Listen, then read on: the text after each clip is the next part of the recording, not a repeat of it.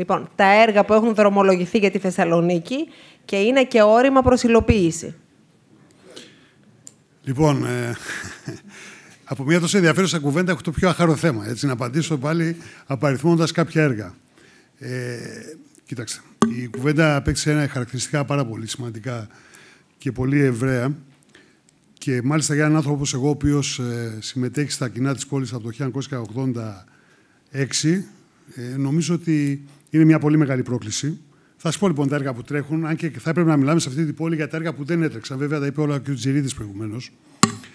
Και μάλιστα το δικό μας το Υπουργείο θα μπορούσε να μιλήσει για την εμπειρία από όλες αυτές τις περιπέτειες που έχει περάσει η πόλη. Τα έργα που τρέχουν αυτή τη στιγμή είναι ότι επιτέλους φτάνει στο τέλος του το μετρό. Εγώ σας διαβεβαιώνω ότι σε λιγότερο από ένα χρόνο από σήμερα το μετρό θα δοθεί σε εμπορική λειτουργία. Θα μου πείτε γιατί. Γιατί πολύ απλά πρέπει να μεσολαβήσουν πολύ σημαντικές δοκιμές. Ήδη έχουν ξεκινήσει οι δυναμικές δοκιμές του έργου. Είναι ένα έργο το οποίο πέρασε από μεγάλες περιπέτειες, σχεδόν ήταν για ένα μεγάλο διάστημα στοιχειωμένο. Θα σας πω ότι υπάρχει ευθύνη της πόλης.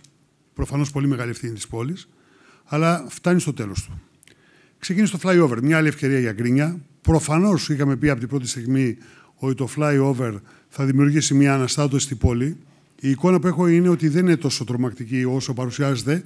Είναι μεν ορατή, αλλά δεν είναι τρομακτική. Στην πραγματικότητα, η πραγματική επιρροή του flyover της πόλης, ενώ στη φάση κατασκευής, θα φανεί όταν θα μπορέσει να οριστικοποιηθεί το εργοτάξιο που υπολογίζουμε ότι θα είναι σε κανένα τετράμινο από τώρα. Περίπου, κύριε Ελισσαρίδη. Κάπου εκεί νομίζω ότι είναι εφικτό. Πηγαίνει πολύ πιο γρήγορα από ό,τι στην αρχή είχαμε υπολογίσει. Δηλαδή, η δεξιά λωρίδα στην κατεύθυνση προς το αεροδρόμιο έχει απελευθερωθεί ήδη σε λιγότερο από ένα μήνα. Θα πρέπει να πούμε επίσης ότι άλλα μεγάλα έργα τα οποία αυτή τη στιγμή ενδιαφέρουν την πόλη και για μας είναι δημόσιες επενδύσεις που φέρνουν προστιθέμενη αξία. Είναι η σύνδεση με τον έκτο προβλήτα, που είναι βασικό η σιδηροδρομική σύνδεση με τον έκτο προβλήτα. Αυτό είναι έργο το οποίο προωθεί το Υπουργείο Υποδομών και θα χρηματοδοτηθεί από το ΕΣΠΑ. Ένα πολύ σημαντικό έργο. Και επίσης είναι και ο Δυτικός Προαστιακός, που και αυτό είναι ένα έργο που επίσης θα χρηματοδοτηθεί από το ΕΣΠΑ. Σας αναφέρω πολύ μεγάλες δημόσιες επενδύσεις, οι οποίες αυτή τη στιγμή αφορούν την πόλη. Πρέπει να σας πω ότι το Υπουργείο Υποδομών εκτελεί έργα εθνικής σημασίας. Προφανώς, σε ό,τι αφορά την πόλη, πολύ σημαντικό ρόλο παίζουν οι επιλογές τις οποίες κάνει η περιφέρεια και βέβαια οι επιλογές που κάνουν εκεί οι δήμοι, κάθε δήμος στην περιοχή του. Από εκεί πέρα όμως θέλω να πάω λίγο στο μεγάλο ζήτημα που ετέθη με τις τοποθετήσεις των προηγουμένων ομιλητών. Τι είδαμε προηγουμένως? Είδαμε κάποιες πόλεις που όλους μας αρέσουν. Νομίζω ότι τις περισσότερες έχουμε επισκεφθεί. Εγώ είχα επισκεφθεί όλες τις πόλεις που είδαμε στις φωτογραφίες και στις οποίες έγινε αναφορά. Νομίζω ότι πρέπει να είμαστε ρεαλιστές. Η Βαρκελόνη πότε φτιάχτηκε? Η Βαρκελόνη φτιάχτηκε όταν πήρε τους Ολυμπιακούς επί Δημαρχίας Μαραγκάλ. Είναι μια πόλη η οποία όμως είχε μια ταυτότητα. Είχε και, αν θέλετε, πέρα από την ταυτότητα, είχε και ένα εσωτερικό ήθος και μια εσωτερική φυσιογνωμία που είχε να κάνει με το αυτονομιστικό κίνημα της Καταλωνίας και αυτό της έδωσε μεγάλο αέρα. Πρέπει να το έχουμε υπόψη μας αυτό. Το Βερολίνο. Είδαμε το Βερολίνο. Μα τι σχέση έχει το Βερολίνο με Θεσσαλονίκη? Αφήστε που το Βερολίνο, όπως ξέρετε, όταν ξεκίνησε πλέον η αναστήλωσή του μετά την κομμουνιστική δικτατορία, ξέρετε ότι έφτασε στα προθέα της χρεοκοπίας από τις δημόσιες επενδύσεις οι οποίες έγιναν στο Βερολίνο. Κοιτάξτε, πρέπει να πούμε το εξής, ότι βλέπω τον κύριο Πενέλη. Το 1981 ήμουν δευτεροετής φοιτητής. Μας έκανε μια ομιλία ο καθηγητής ο Βαλαλάς. Ο κ. Βαλαλάς ήταν καθηγητής εδαφομηχανικής, συνάδελφος του κ. Πενέλη, ιστορικός καθηγητής του Πολυτεχνείου Θεσσαλονίκης, ο οποίος μας είπε ότι στην διαστρωμάτωση, αν θέλετε, των τεχνικών επαγγελμάτων υπάρχουν οι τεχνικοί, υπάρχουν οι τεχνολόγοι και υπάρχουν οι τεχνοκράτες. Ο μηχανικός στην πραγματικότητα είναι τεχνολόγος. Είναι αυτός ο οποίος ξέρει τη τεχνική της εφαρμογής της τεχνικής. Ο τεχνοκράτης είναι αυτός ο οποίος δίνει πολιτικές κατευθύνσεις στην τεχνολογία και στην πραγματικότητα δεν είναι τεχνοκράτης ο ακαδημαϊκός κακός αντιμετωπίζουμε έτσι τα πράγματα στην Ελλάδα. Ο τεχνοκράτης είναι αυτός που μπορεί να βάλει χρώμα σε πολιτικές επιλογές και πολιτικές αποφάσεις. Και αυτό είναι ένα βήμα παραπέρα από αυτό που συζητάμε, γιατί πολλές φορές αναλωνόμαστε σε θεωρητικά σχήματα και θεωρητικές συζητήσεις. Νομίζω λοιπόν ότι εδώ είναι η ουσία, και η ουσία είναι ποιος παίρνει αυτές τις αποφάσεις για αυτή την πόλη. Ξέρετε τι λείπει από αυτή την πόλη? Ταυτότητα. Γιατί να τρέχουμε στην Βαρκελόνη, μπορεί η Θεσσαλονίκη να γίνει Βαρκελόνη? Η απάντηση είναι όχι. Μπορεί η Θεσσαλονίκη, δεν έχει τέτοια χαρακτηριστικά η πόλη. Δεν έχει κάνει την ίδια ενδοχώρα. Μπορεί να γίνει Βερολίνο, σε καμία περίπτωση δεν είναι πρωτεύουσα. Μπορεί να γίνει Σανγκάη. Μιλάμε τώρα για μια πόλη. Όταν πήγα στην Expo τη Σανγκάη, είχε 200.000 επισκέπτες. Την ημέρα που εγώ περιηγούμουν στην έκθεση Σανγκάη, στην Expo, είχε 200.000 επισκέπτες. Γιατί αναφέρομαι Σανγκάη? Μπορούμε να μιλάμε πάλι για τη Βαρκελόνη? Πέτρο, αυτή η αναφορά σχολιάζει αυτό που είπες εσύ για το πράσινο. Η Βαρκελόνη είναι μια πόλη με ελεύθερους χώρους. Στη Θεσσαλονίκη είμαστε μια πόλη που διαδέχτηκε ένα οθωμανικό σχέδιο. Εφαρμόστηκε ελάχιστα το σχέδιο του Εμπράρ και αυτό το σχέδιο δεν επέτρεψε παρά σε ελάχιστες περιπτώσεις να υπάρχουν ελεύθεροι χώροι. Μπορούμε να κάνουμε ένα πευκοδάσος όπως το Σέιξου να είναι έτσι επισκέψιμο όπως είναι αυτά της Βαρκελόνης? Είναι πάρα πολύ δύσκολο. Καταρχάς θα βρούμε απέναντί μας τη δασική υπηρεσία. Λοιπόν, θα σας πω το παράδειγμα του flyover. Στο flyover, τι συζητιέται? Ότι καταστρέφουμε 82.000 τετραγωνικά μέτρα δάσους.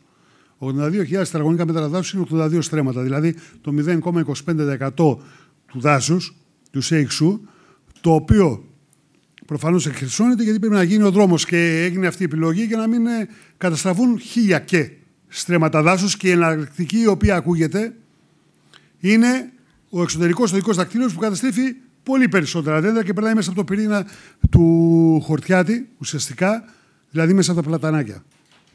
Θέλω να πω λοιπόν ότι αυτό που έχει πάρα πολύ μεγάλη σημασία σε αυτή την πόλη είναι να μπορέσουμε να πάρουμε αποφάσεις οι οποίες είναι ρεαλιστικές και κυρίως να αποφασίσουμε ότι αυτή η πόλη έχει ταυτότητα. Το κράτος, τουλάχιστον σε ό,τι αφορά την σημερινή κυβέρνηση, θα κάνει το χρέος του. Θα προωθήσει εκείνες τις δημόσιες επενδύσεις, οι οποίες είναι απολύτως απαραίτητο να γίνουν στην πόλη. Αλλά υπάρχει ένα gap, ένα κενό. Ποιο είναι αυτό? Πρέπει να δούμε στη Θεσσαλονίκη και το ιδιωτικό χρήμα. Και πρέπει να δούμε στη Θεσσαλονίκη ιδιωτικές επενδύσεις και από θεσσαλονικείς ιδιώτες που με ελάχιστες εξαιρέσεις πλέον είναι ορατές σε αυτή την πόλη, και αυτό πρέπει να το πούμε κάποια στιγμή. Πρέπει να πέσει χρήμα στην πόλη και χρήμα στην Αθήνα, επειδή όλοι ζούμε την Αθήνα με κάποιο τρόπο. Οι Θεσσαλονικείς, οι Αθηναίοι δεν ζουν τη Θεσσαλονίκη και τη θεωρούν ότι βρίσκεται σε απόσταση από το κέντρο. Ξέρουμε ότι στην Αθήνα πέφτει ιδιωτικό χρήμα. Υπάρχουν ιδιωτικές επενδύσεις, εδώ είναι πολύ λίγες, πρέπει να πολλαπλασιαστούν. Υπάρχουν οι προϋποθέσεις, υπάρχει διάθεση.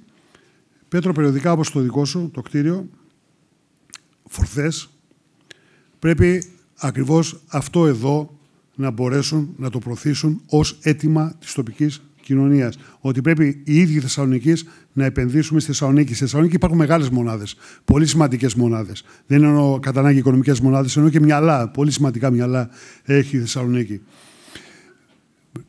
Εμένα με στεναχωρεί το ότι δούλευα στο προηγούμενο χρονικό διάστημα για το έργο του ΤΑΠ και κάθε μέρα πηγαίνω ερχόμουν από την παλιά Εθνική Οδό της Αθήνας, αυτή που πάει προς την Έδεσα. Λοιπόν, η μόνη σοβαρή βιομηχανία που έβλεπα εκεί πέρα να ορθώνεται και δίπλα υπήρχαν άπειρα κουφάρια βιομηχανικά ήταν του κ. Τζερίτη, η Ζωμάτ. Αυτό δεν είναι ευχάριστο για την πόλη, είναι δυσάρεστο. Λοιπόν, και αυτό πρέπει να το ανατρέψουμε. Αυτό δεν μπορεί να το κάνει μόνο του κανένα κράτος, εάν δεν αποφασίσουμε εμείς οι Θεσσαλονικείς να το προωθήσουμε. Και δεν ξέρω πώς. Πέτρο, ανέλαβες μεγάλη ευθύνη με το κτίριο Φορθές. Προφανώς δεν είναι μόνο το κτίριο, προφανώς δεν είναι μόνο τα δημοσιέργα. Είναι μια πόλη η οποία πρέπει να αναστηθεί, να σταθεί στα πόδια της, να μπορέσει να δει μπροστά. Κακώς συγκρίνεται με την Αθήνα. Είναι άλλη μια πόλη, εντελώς διαφορετική άλλη. Είναι άλλες οι ανάγκες μιας πόλης 5 εκατομμυρίων κατοίκων, και εγώ ως υφυπουργός που παρακολουθώ τα έργα ξέρω ότι οι ανάγκες είναι εκ των πραγμάτων εκθετικά πολλαπλάσιες σε μια τέτοια πόλη, για να είμαστε ρεαλιστές. Αλλά ανέλαβες μεγάλη ευθύνη και πρέπει να προχωρήσει αυτή η πόλη μπροστά με συμβολές όπως η δική σου, με την πρωτοβουλία την οποία έχεις βάλει μπροστά. Ευχαριστώ πολύ και ελπίζω να βοήθησα και λίγο στη σημερινή συζήτηση.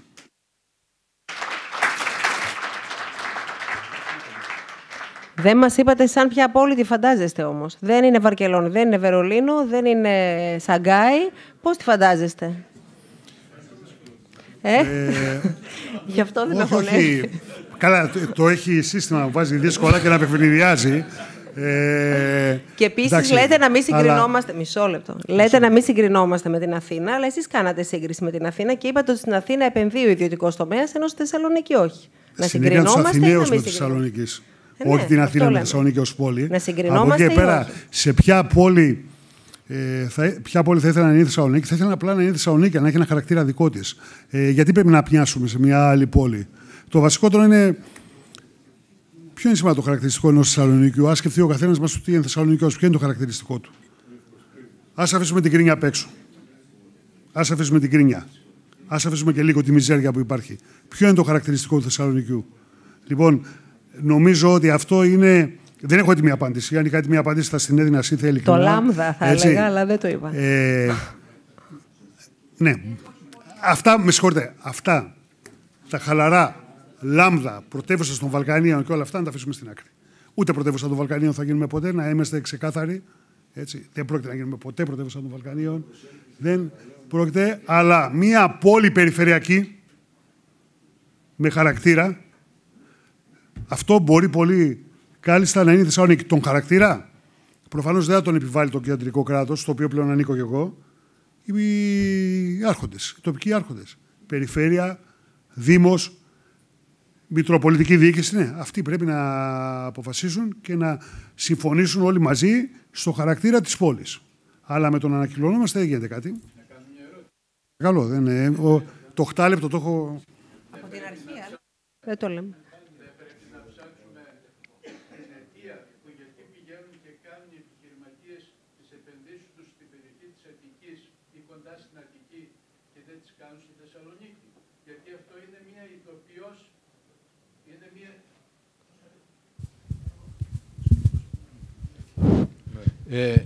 Πρέπει να ψάξουμε, το επαναλαμβάνω την ερώτηση, πρέπει να αναρωτηθούμε γιατί, ποιες είναι οι αιτίες, ποια η αιτία, εν πάση περιπτώσει, που οι επιχειρηματίες πηγαίνουν και επενδύουν στην περιοχή της Αττικής και δεν επενδύουν στην περιοχή της Θεσσαλονίκης. Παραδείγματος χάρη, να αναρωτηθούμε γιατί όλες οι μεγάλες κατασκευαστικές εταιρείες έχουν την έδρα τους στην Αθήνα. Γιατί όλοι οι μεγάλοι προμηθευτές του δημοσίου έχουν την έδρα τους στην Αθήνα. Ποιος είναι ο λόγος που μεγάλες εταιρείες οι οποίες έρχονται από το εξωτερικό είτε επενδύουν στην Ελλάδα είτε έχουν την έδρα τους, έχουν ένα παράρτημα της έδρας τους στην Ελλάδα, έχουν μέσα στην Ελλάδα την έδρα τους προτιμούν να έχουν στην Αθήνα. Αυτά τα πράγματα, αν δεν τα απαντήσουμε, δεν πρόκειται να βρούμε ποτέ, κατά την άποψή μου, το τι πρέπει να κάνουμε για τη Θεσσαλονίκη. Θέτω τα ερωτήματα, αλλά όλοι ας τα σκεφτούμε λίγο. Γιατί γίνονται αυτά? Υπάρχει κάποιος λόγος που πηγαίνουν όλοι αυτοί και επενδύουν στην Αττική. Δεν το κάνουν στην τύχη. Σας ευχαριστούμε πολύ, κύριε Τζιρίτη. Θέλετε να απαντήσετε? Κοιτάξτε, η προφανής απάντηση είναι το μέγεθος.